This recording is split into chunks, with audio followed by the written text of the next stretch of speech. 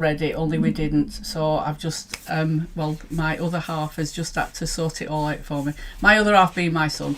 But I'm here now. So I just wanted to pop on and do this week. I'm going to look at doing all things around mental health and awareness. He's just showing me that it's on Facebook because I'm not sure whether I'm going to get any comments or where they're going to come through. So I've got my Facebook up. So if you want to comment, then feel free to do that. So I've put a title up on this, but it was a last minute thing. I think I did it all around mental health and well-being and increasing awareness around it. But my plan is to go live tonight. Yay, I made it. To go live tomorrow night at the same time, 8:30, and to go live on Wednesday at 8:30. And then on Thursday, I'm going to do a Q&A session so that you can ask me any questions about anything that I'm talking about tonight. So I'm Jackie, for those that don't know me. I'm a transactional analysis psychotherapist, which I always struggle in saying that, but I'm qualified in transactional analysis. I was thinking, it's been 10 years that I've been doing things around transactional analysis. Before that, I think I've mentioned this before, it's probably about 17 years since I did a level 1 in person-centered counselling. So that was when my journey started.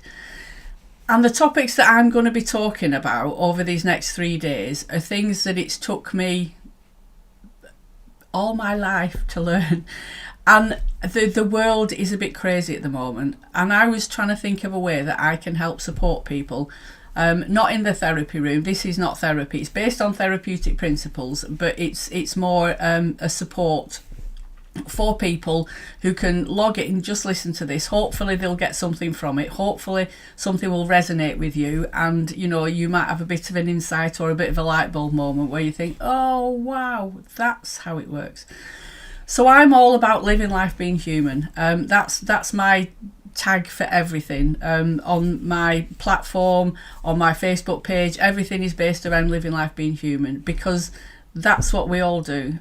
But often we just kind of go through life a bit blinkered and maybe don't really understand why we do the things that we do when we do them, and what's that all about. So the 3 titles for the next 3 days are: today I'm going to be talking about knowing yourself, tomorrow I'm going to talk about trusting yourself, and Wednesday I'm going to talk about loving yourself. So I've got different things that I want to talk about, but it's all around awareness, because I've been working in this area, like I said, for 17 years, 10 years, you know, learning about transactional analysis. And since 2014, I've been seeing clients, and I forget a lot of this stuff a lot of the time. I know a lot of stuff, but I forget a lot of stuff as well. I get triggered just like everybody else does. When life throws me a curveball, when something happens in my life, I get impacted just like everybody else. So this really helps me as well, because it kind of brings up things for me. When I've been thinking about doing this 3 days, I do a lot of thinking. I'm a thinking person anyway, but I do a lot of thinking about, what does that mean? When does that happen to me? What do I do when that happens to me? And even though I've got all this awareness around it, I still fall into the trap. So I'm going to stop waffling a bit now, because I want to kind of cover a few concepts and a few things. I'm only going to be about 20 minutes, half an hour, so it's not going to be that long, and I don't want to overwhelm people. So I'm just checking my Facebook. But what I'm going to be talking about on today's session is, this is day 1, and it's around knowing yourself. And the first thing that I want to talk about, I'm learning how to do this. It's a bit snazzy, isn't it? I've got all these things that are going to come up. It's cheating really, because there's a bit of prompts for me. I usually have loads of notes. I've got loads of bits of paper all over the place, but I thought I'd do some of those so that it's a bit of a prompt.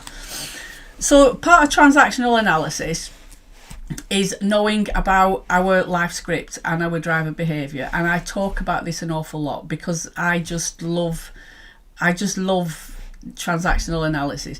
Our life script, we all have a life story, and we decide this when we're really, really young, before we even know what we're doing. But I kind of live my life by the decisions that I made, probably around the age of 7 or before the age of 7, which is a ridiculous thing to do. I'm in my 50s now. I'm not going to tell you how many 50s there are, 50 plus whatever, but I'm in my 50s now, and I get triggered. I get rubber banded back to an earlier time, and I know for me, I go in my rebellious child quite a lot of the time. If somebody says to me that I need to do something, if I'm feeling like, I don't know, I'm under attack, I go into rebellious child. I usually come out fighting when I'm scared. That's one of the things that I know about myself, that when I'm scared or, overly upset about something, I come out fighting. I get angry about it. So that's one of the things I've learned about me. It took me a long time to learn that that's what I was doing. But I know that now. It doesn't stop me from doing it. I still do it. It's just at some point down that path, I kind of check in with myself and think, what's actually going on here? Because I'm feeling really angry and aggressive, which usually means for me that I'm frightened of something, something's scaring me, because I'm not an aggressive person. So that's just one kind of idea for you to get curious about. I talk about being curious all the time. It's not a way for you to beat yourself up over anything. It's just about you increasing your own awareness about who you are. When we go through things in life, a life-changing thing, it might be losing your job, it might be getting divorced. Often we use that phrase, I need to find myself. I'm going to go away and I'm going to find myself, and when I come back everything will be fine. The issue is that it's not outside influences that cause us to do that. Often it's all the internal dialogue that we've got. It's the internal things that are going on. And there's a brilliant fable somewhere written about the answers that we've got are buried deep inside us, and it's the last place that we look for them.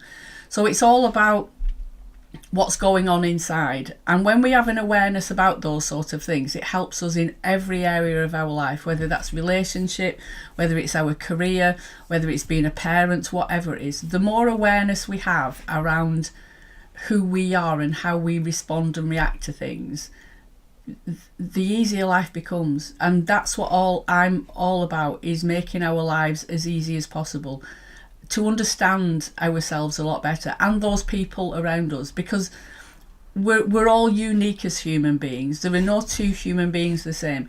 We all do the same stuff but in a different way. We all have a life script. We all have driver behaviour. We all get triggered. We all respond or react to certain things, but we do it in a different way. So our driver behaviour, again, I've spoke about this a lot on lives, and I talk about it in my platform. I think there's a bit of a course in my platform about it. So we've got be strong, try hard, hurry up, please others, and be perfect. Those are what drive our behaviour. So when we learn about our kind of personality type and what we tend to do, our driver behaviour comes out when we're under stress, when we're overworked, when we're tired, when we're ill, when we're going through, a life event or something. Our certain behaviours will come to the fore. I've got a massive be strong driver. That's something else that I've learnt about myself over the last 10 years while I've been doing transactional analysis. So I don't tend to talk about what's going on for me. I sort it all out behind closed doors. I'm not very good at sharing. I'm not sure whether that's a good thing as a therapist or not. One respect, it's very good, because if I'm in a room with a client, they don't want to hear me sharing my stuff. But in my personal life, not a lot of people know what's going on for me when it's going on for me. I tend to talk about it after I've sorted it out. Then I'm quite happy to share it. There's something for me around vulnerability that I feel uncomfortable. Vulnerability scares me. This is something else that I've learnt about myself. So this is what I would like you to start exploring and being curious about. When we have a feeling, it's usually because something's happened. It's usually because we've been triggered. often we focus on the feeling and try and work our way through that and stop the feeling and, you know, distract ourselves from the feeling and everything else. What I would love for people to start to do is just understand that the feeling is at the bottom of the stream. That's happened because we've had certain thoughts about certain things, which is further upstream. That we've been rubber banded back to something in our past, that's upstream. Just knowing that we're having a reaction to something inside us, something's reminded us of something that we've been through before, and that's why we've got the feeling. It's not that person that cut me up on the motorway made me feel this way. It's because the feeling I had is reminiscent of something that I've already felt. So it's all to do with me and not the outside stuff. I hope that makes sense. So the next thing I want to talk about is our values, beliefs, and our inner dialogue. We all have values and beliefs. The question is, are these values and beliefs our values and beliefs, or are they ones that we've inherited? And if they're not ours, what do we want to do about it? I know that a lot of my belief system comes from my mum and my dad, because they would say things as I was growing up that I would just, you know, take on board and believe it, because why would I not believe my mum and dad? But they don't always work for me in everyday life. If I talk about finances and money, I've got a certain set of beliefs around that my mum and dad had. The difficulty with this is, and I was actually talking to my mum about this weekend, is that my mum and my dad had completely different views around finances and money. They had a completely different mindset. My dad he was born before his time. He was quite innovative in a lot of the way that he was thinking, but it never panned out very well for him. God love him. He's no longer with me, and I do smile when I talk about him, because he was quite unique. My mum, on the other hand, has a completely different mindset. She's very risk averse. So I had my dad who would take risks, usually with my mum's money or the family money, let's say, and my mum who was very risk averse. So inside me, I've got both of those values and beliefs. So a lot of the time, particularly around finances, I kind of flip-flop between the two. There's part of me that kind of goes, yes, we can do this. Let's take a risk. Let's invest in that. Let's just do it. And then there's another part of me that kind of goes, oh no, let's not do that. So certain times and with certain things, I find it hard to make a decision around it, because I've got two parts to me, if you will. It's not that I've got a split personality or anything. It's just there's two parts of me. And you might find that you have that in certain situations about, I don't know, the career choice that you made, or, you know, a partner, should you do it or should you not, and all those sorts of things. So it's about, again, just being curious. Is this my belief? Do I really believe this? Or is this something that I've inherited from my parents? Look at your parents or your main caregivers. And, you know, I laugh about it, but sometimes I open my mouth and my mum comes out, and it's kind of like, that's not my voice, that's not my thoughts, that's not my values and beliefs. That's something that I'm just saying parrot fashion. But when you've got the awareness around this, you can kind of question it a little bit and think, well, you know, is that who I am? Is that what I believe? So I want to give you permission to just be curious and explore all this stuff. That internal dialogue, I kind of touched on it when I said I open my mouth and my mum comes out, or there's two sides to me. We often have an internal dialogue that's just running in the background all the time. You know, whether it's a thought that we're hearing in our head, or whether it's an internal dialogue, or whatever it is, it's just about being curious. We do a lot of things out of awareness. We're not even aware that that's what we're doing half the time, because it's just like an automatic response to things. I have a lot of things, I'm saying that a lot, and you'll probably listen to it a lot over the next 3 days, but if I'm walking past a group of teenagers, I have a certain reaction to that. There's certain thoughts that I have around young people. I'm an ex-foster carer. I used to have teenage boys, and I loved looking after teenage boys, but when I'm outside, I have a different perception about them. What's that about? Why do I do that? It's probably from a past experience that I have that there's an internal dialogue going on.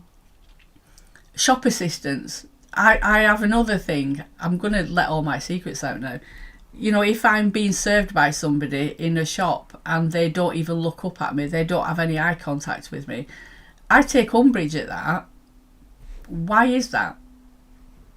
Probably because my mum used to have a shop when I was younger, and she kind of taught me how to show respect and recognition for the person excuse me, that stood in front of me, and it's polite and it's good manners and all those sorts of things. Is that my belief, or is that one that I've inherited? That internal dialogue, is that my mum that I can hear from when I was younger, or is that what I actually am thinking? Is it automatic, or is it a conscious thing that I'm doing? A lot of this stuff is done out of our awareness. So the next thing, I hope I'm not bamboozling you, the next thing is projection and reaction and response. Projection is, I love projection. In a therapy situation, which this isn't a therapy situation, but when we're communicating with any other human being, I'm thinking now, I don't think we do this with animals, but we certainly do it with other human beings. We project onto the other person. They might say something that reminds us of something in our past, and they then become that person from our past. So we kind of project that person onto them, if that makes sense. If I'm being told off by somebody, or I'm having a conversation with somebody and it's getting a bit heated and we're kind of getting into a bit of an argument, and I'm feeling maybe overpowered by them, or bamboozled by them, or confused by them or something, I'll go internally to a place where I felt that way before, and that person will then become them. So I'm not in the here and now. I've literally gone back to my past where I felt in a similar way, and I'm reacting to how that person made me feel in the past, and it's probably got absolutely nothing to do with the person that's in front of me. So we kind of, go from the present, as in a conversation with somebody, to in the past. So we bring our past into the here and now stuff. That's what causes a reaction often when we get it. When I talk about being triggered, that's what being triggered is. We're bringing something from our past into our present. And that's usually because we're projecting something out onto the situation or onto the person that we're having a conversation with. This might all sound a bit deep to you, but the more you explore it and the more you get used to it, you might think of a time where you overreacted to something. Something was said to you at a party, or something was said to you when you were out with your mates, and the reaction that you had looking back on it didn't warrant it at all. It was a dropped comment, everything was fine, and suddenly you took umbrage, or you had a reaction to something that was said or done, or somebody looked at you a certain way, or you were walking down a street and you suddenly felt an overwhelming feeling of something, that you heard a song on the radio and you suddenly felt tears coming in your eyes and you were having a reaction to it. But it was completely out of context in where you are now. That will be you bringing your past into the present. I think we've all done that. I hope we've all done that at some point, and it's not just me. But I know for me, smell, I was going to say I'm big on smells. That sounds a bit weird, but certain smells will transport me, rubber band me straight back to something in my past. Black coffee reminds me of something from my past. I've got some things that smell like roses. That transports me to something in my past. So I've gone from being in the here and now, being able to respond appropriately to certain things, to reacting through feelings. And sometimes it feels like it bypasses the thought process. So it becomes out of our awareness that we just have a physical reaction to whatever it is. And that physical reaction is usually an emotion or a feeling. So I hope that's all kind of making a bit of sense to you about what I mean by getting to know yourself. Because I think fundamentally that's one of the main things that we can all benefit from, is being aware of how we react to certain things, what our response is to certain things, what things mean to us. You know, what does it mean for me when somebody looks away when they're talking to me? For me, having eye contact, kind of, I feel like I'm being heard and listened to. For somebody else, having direct eye contact might make them feel a bit under pressure and it's a bit too intense, and they might not like eye contact. So it's about understanding how you respond and react to things.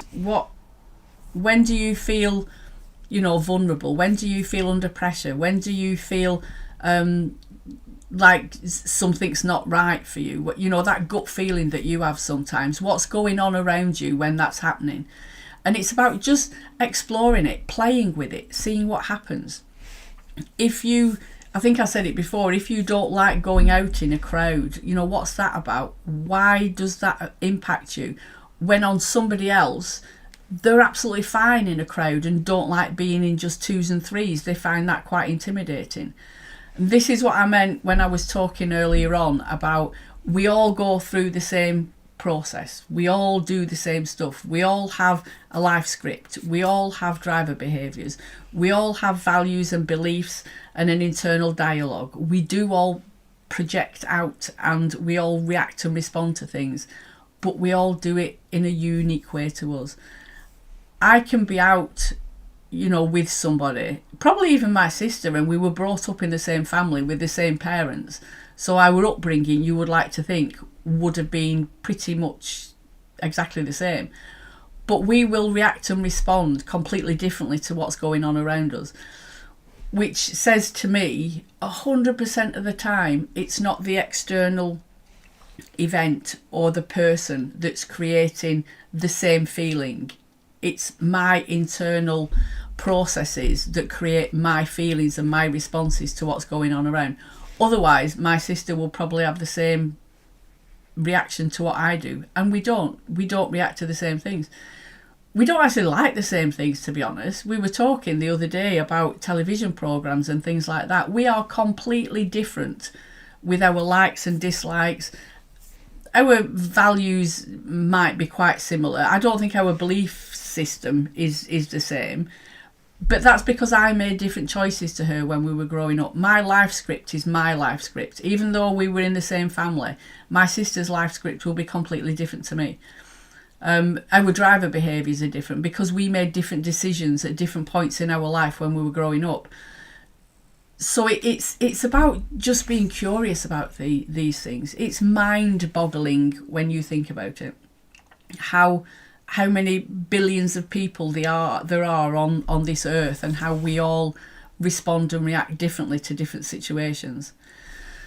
So I hope that's been enlightening. I hope some of the things have kind of got you thinking. You've got 24 hours to think about this before I'm back again tomorrow with the next thing that I'm going to talk about, which is going to be all about, I probably missed something here, have I? Yeah, bringing your past into your present. I thought there was another thing. Here's me trying to be really good and get all this sorted out, and I've kind of done it wrong.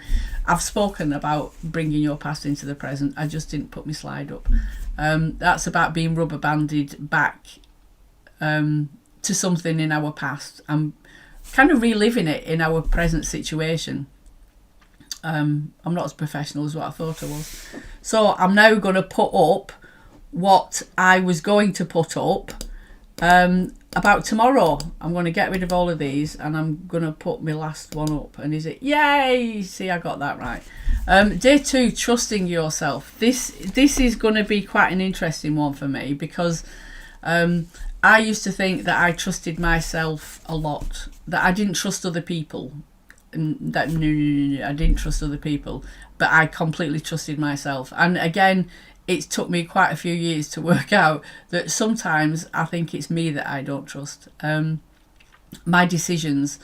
And my reality and all those sort of things can come into question sometimes. So I'm going to do a little bit about that tomorrow, and then on Wednesday it's going to be about loving yourself, which is a nice one. I think we could all do with a bit of permission to give ourselves a little bit more love and compassion in the world, as well as giving it to other people. So just to finish off, I've got a wonderful platform that you can join, livinglifebeinghuman.com. If you want to register for that, if you're not already in it, it's livinglifebeinghuman.com/register, and then you can come on. It's all the way from Facebook, because I think Facebook can be a bit all-consuming at times. This platform is all around mental health and well-being and support. There's only ladies in there. It's just a group for females. It's all based on therapeutic principles, but it's not therapy, it's support. We're doing a challenge at the moment all around positivity that's going to go on for the month, and I quite like that because it gives us a focus on what we're doing each month. We'll have a different topic. And my membership, the Living Life Being Human membership, the doors are open for that. If you want to know a little bit about that, that's livinglifebeinghuman.com/VIP, because if you join that, you're then a VIP member in the platform, and we've got our own special little place that we talk about things. So that's it. I'm going to see if I can stop this wonderful thing that I've got going at the moment that's showing me where I'm posting and what I'm doing. And I will be back at the same time tomorrow, which is 8:30 UK time. I'm trying to move something out of the way now so that I can stop this. Okie dokie, take care, enjoy the rest of your evening, and I will see you tomorrow, hopefully. Bye.